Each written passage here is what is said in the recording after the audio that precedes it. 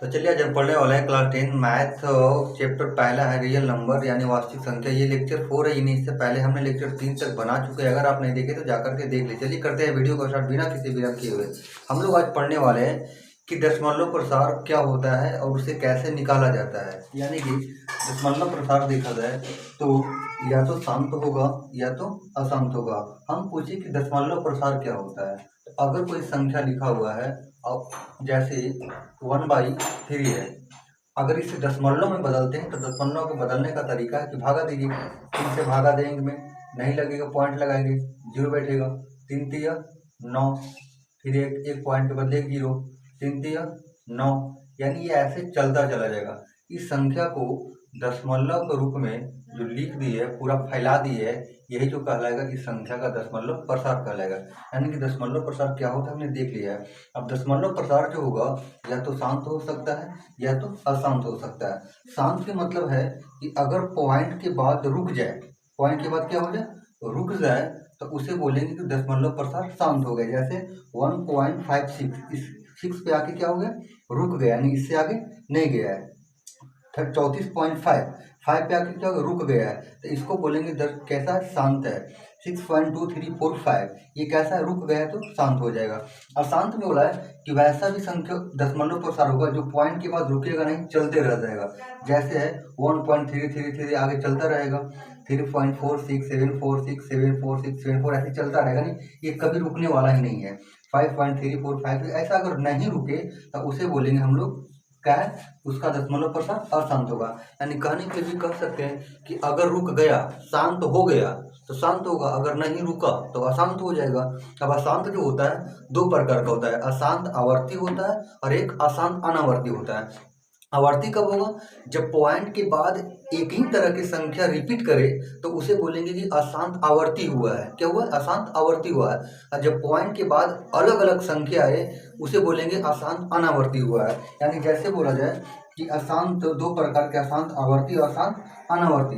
अगर रिपीट करे जैसे 1.3333 बार बार 33 क्या कर रहा है, रिपीट कर रहा है, तो इसी को हम लोग बोलते हैं अशांत अनावर्ती है। हम पहले सिखा चुके हैं कि इसे लिखने का एक और तरीका क्या है कि जो संख्या रिपीट कर रहा है उसको एक बार लिखिए और माथा पर बैठा दीजिए, रुक जाएगा एकदम। यानी 1.3 पे रेकरिंग लिखिए 2.545454।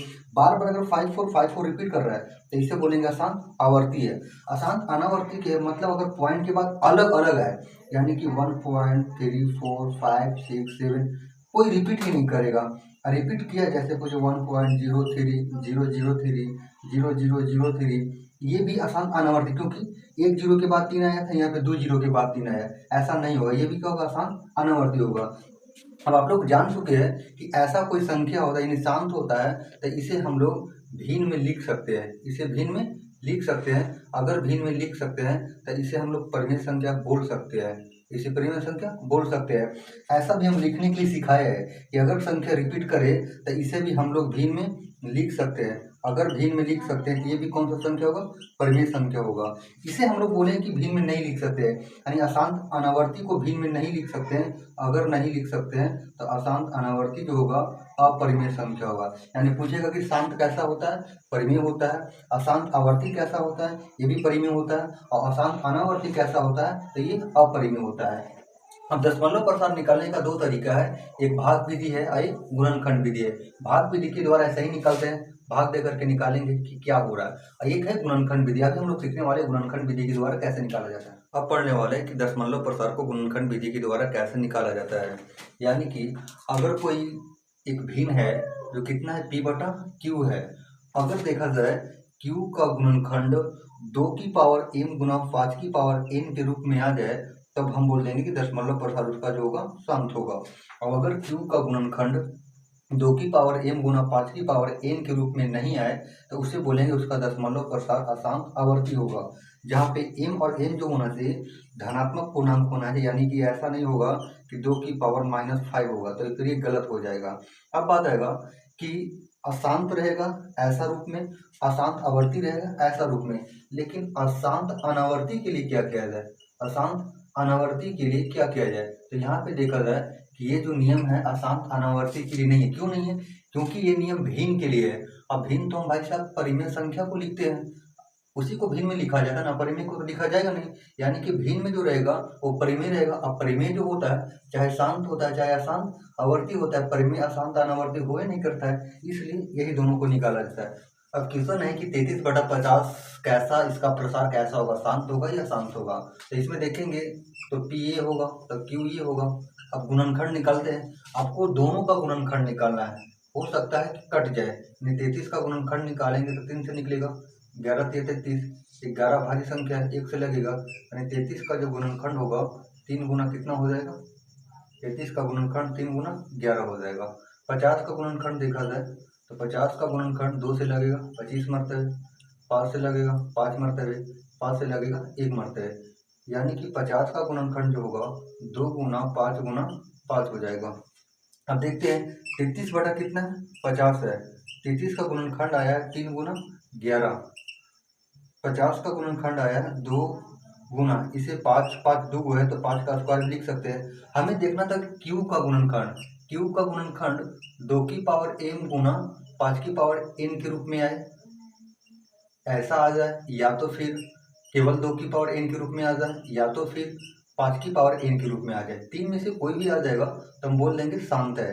देखिए इसमें 2 की पावर कुछ नहीं तो 1 है और 5 की पावर 2 है, यानी ये 2 की पावर m के जगह पे 1 है गुना 5 की पावर n के जगह पे 2 है, यानी इस रूप में आ गया है। अगर आ गया है तो ये कैसा हो जाएगा, शांत हो जाएगा, यानी संख्या इसका दशमलव प्रसार देखा जाए तो कैसा होगा, शांत होगा। यहाँ पे इसका निकालते हैं, हमें गुणनखंड दोनों का निकालना है। 17 का निकालेंगे तो p के जगह पर 17 होगा और q के जगह पर 90 होगा। 17 का गुणनखंड निकालेंगे, 17 खुद एक अभाज्य संख्या है इसलिए उसका 17 ही रहेगा। 90 का निकालेंगे गुणनखंड तो 2 से लगेगा 45 मरतबे, 5 से लगेगा या 3 से लगेगा 15 मरतबे, 3 से लगेगा 5 मरतबे, 5 से लगेगा 1 मरतबे, यानी 90 का गुणनखंड जो आया है 2 गुना 3 3 2 बार है तो 3 का स्क्वायर गुना 5। अब लिखते हैं 17 बटा 90, 17 का गुणनखंड 17 ही होगा, 90 का गुणनखंड है 2 गुना 3 की पावर 2 गुना 5। यहाँ पे देखा जाए कि हमें q का गुणनखंड देखना है, q यानी 90 की जगह पे कौन है, 2 गुना 3 की पावर 2 गुना 5। ये जो आना चाहिए कैसा आना चाहिए, 2 की पावर m गुना 5 की पावर n के रूप में।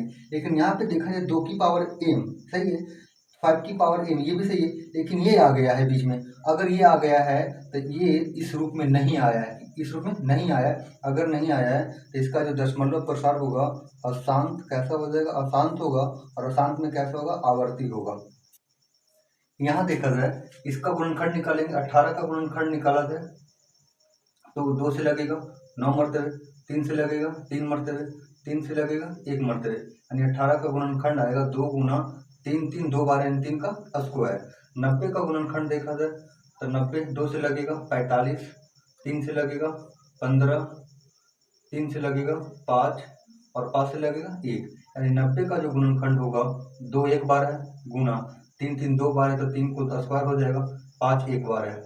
अब लिखते हैं कितना का लिखना, 18 बटा 90, 18 का गुणनखंड कितना है तो 2 गुना 3 की पावर 2 भागा 90 का कितना आया है तो 2 गुना 3 की पावर 2 गुना 5। अब देखा जाए कट जाएगा, 2 से 2 कट जाएगा, 3 का स्क्वायर खत्म हो गया, ऊपर में कितना बचा, कुछ नहीं तो 1 बचा, 1 भागा इधर कितना बचा 5। अब हमें किसका देखना है तो q का देखना है, q का गुणनखंड 2 की पावर m गुना 5 की पावर n के रूप में आ जाए, या तो केवल 2 की पावर n में आ जाए, या तो केवल 5 की पावर n में, तीन में से कोई भी रहेगा चलेगा। यहाँ पे देखा जाए 5 की पावर कितना 1 है, यानी ये इस रूप में आया है, 5 की पावर n के रूप में अगर आ गया है, अगर आ गया तो कैसा होगा, इसका दशमलव प्रसार शांत हो जाएगा। अब आपको इसका बताना है कि 17/625 है, इसका दशमलव प्रसार क्या होगा, शांत होगा या अशांत होगा। इस सवाल का जवाब आप लोग कमेंट बॉक्स में जरूर दीजिएगा कि क्या होगा। तो ये था लेक्चर 4। अगर आपको ये वीडियो अच्छा लगा तो इस वीडियो को लाइक करें, चैनल पर पहली बार है तो चैनल को सब्सक्राइब भी कर ले। वीडियो देखने के लिए बहुत बहुत धन्यवाद, मिलते हैं अगले वीडियो में।